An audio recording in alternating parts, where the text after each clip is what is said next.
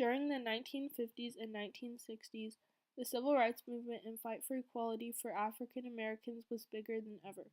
Although slavery became illegal after the Civil War, the discrimination and hate did not end, and it still hasn't even ended today. As people grew angrier, the movement grew, and many groups fought in many different ways for true equality. One summer, my grandpa, Donald L. Nead, became involved with two of these groups, the Student Nonviolent Coordinating Committee and the Congress of Racial Equality, to do his part in this movement. He was born on June 13, 1928 in Delaware, Indiana, and grew up in Cincinnati, Ohio. He was in the Integrated Army from 1947 to 1948, which President Truman had just integrated after World War II. However, his unit for training was an all-white unit. He went to an integrated school for most of his life. However, after-school activities that were not affiliated with the school still remained mostly segregated.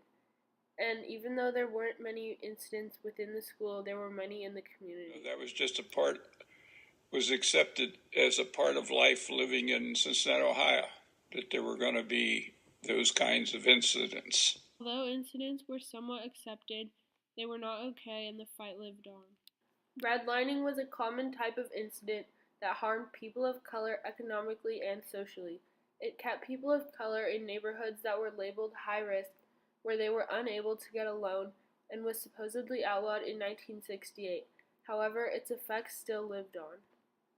Before we left Texas, people wouldn't buy the real estate next to us because they knew that if we ever left, we would sell to black people.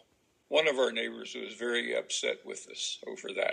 Leading up to the summer of 1964, many were fighting to vote as a way to make change.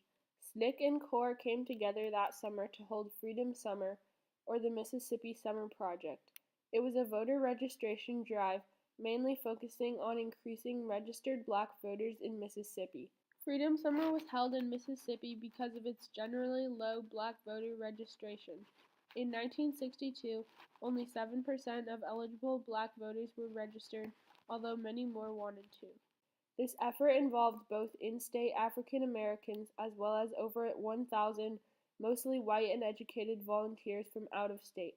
One of these volunteers was my grandpa. As he was already involved and passionate in the civil rights movement, he was invited to Hattiesburg by Metz Rollins, one of the staff members of the Commission on Religion and Race. Not everyone agreed with the work being done, and the trip was dangerous, and when he informed his boss of his trip, he said that he could not support the idea of what I was doing, but if I ran into trouble, he would personally step up and help me with financial aid to pay for legal assistance if I got into trouble. Freedom Summer was designed to attract national attention to how eligible voters were being prevented from voting through literacy tests and grandfathering, and was modeled after campaigns in Montgomery and Birmingham. Students led a voter registration drive. There were three main parts of it that my grandpa was involved in. The first is picketing courthouses, where they would go to places such as Forest County Courthouse to get people registered to vote and protest any restrictions. This is a picture of Fannie Lou Hamer at this courthouse. The second was canvassing in black communities in order to inform and convince African Americans to come and register to vote. These were both efforts in order to increase the percentage of black voters. However, it was not hugely successful due to discouragement because of impossible tests and possible white backlash. The summer still gained national attention, though, and got the word out about voter registration issues. When we asked the mother if she wanted to register to vote, she responded with a strong affirmation, and then she looked at me and said, "Reverend, I would like to be able to vote at least once before I die." People wanted to vote, they just often weren't given the opportunity to.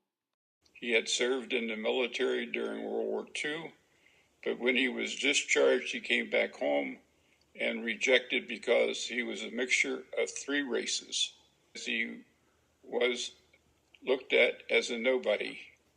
He was so fed up with the fact that he blood from three different races and that nobody respected him for anything that he had done, even fighting for our country. He responded when asked if he wanted to register, and his response was yes, so that he could vote no. Although my grandpa was not involved in Freedom Schools, this was another event that summer.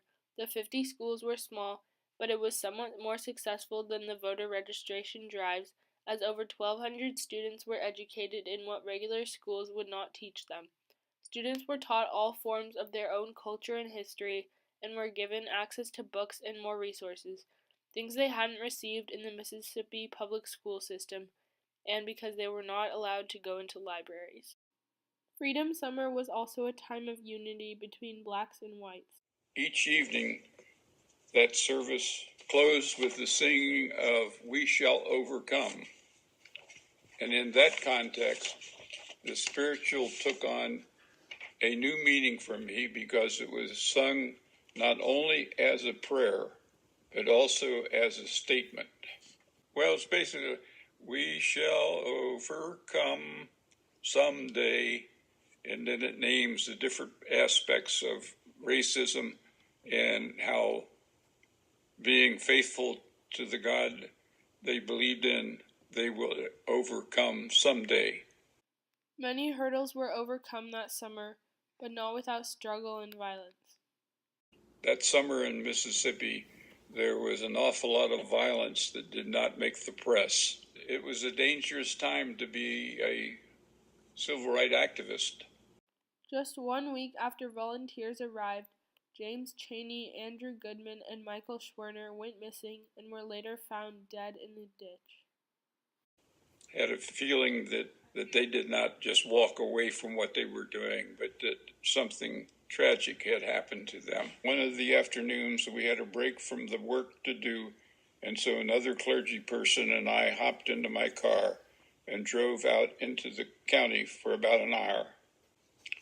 It wasn't until later that year that I realized how dumb we were to take that drive when I heard the news about the disappearance. When my grandpa was canvassing with a young black man, they were stopped by a Mississippi state trooper, and ignoring the black man, He made it clear in no uncertain terms that I was not welcome to be in this county in Mississippi, and that I should go back to wherever I had come from. Despite setbacks, Freedom Summer educated and informed people across the nation, as well as leading to the Voting Rights Act of 1965. A lot of people referred to us as agitators, and we always reminded people when they used that term that an agitator is what is in a washing machine. And why is it there? It's there to beat the dirt out of it.